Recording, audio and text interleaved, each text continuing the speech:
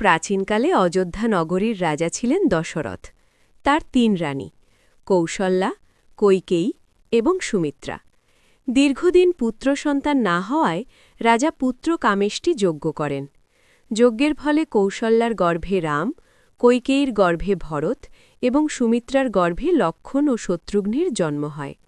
৪ ভাইয়ের মধ্যে রাম ছিলেন জ্যেষ্ঠ এবং সকলের প্রিয়। রাম যখন যুবক হলেন তখন মিথিলার রাজা জনকের কন্যা সীতার সঙ্গে তার বিবাহ হয়। রাম বিশ্বামিত্র মুনির সঙ্গে গিয়ে রাক্ষসদের বধ করেন এবং জনকের শিবধনু ভেঙে সীতাকে লাভ করেন। বিবাহের পর রাম অযোধ্যায় ফিরে আসেন এবং রাজা দশরথ তাকে যুবরাজ করার সিদ্ধান্ত নেন। সমস্ত অযোধ্যাবাসী এতে আনন্দিত হয়, কিন্তু এখানেই ঘটে বিপর্যয়। রাজা দশরথের দ্বিতীয় রানী কৈকেয়ীর এক দাসী ছিল মন্থরা।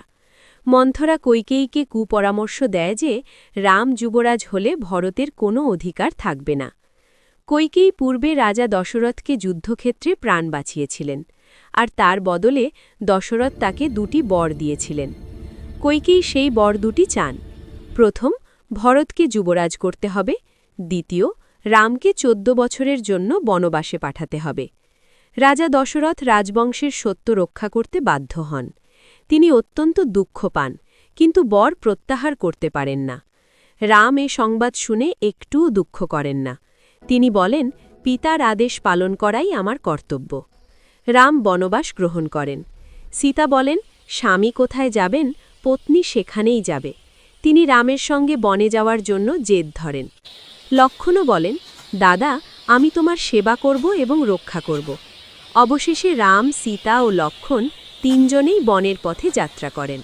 তারা রাজকীয় পোশাক ত্যাগ করে বনবাসীর মতো সাধারণ বস্ত্র পরেন, গাছের ছাল দিয়ে তৈরি কাপড়।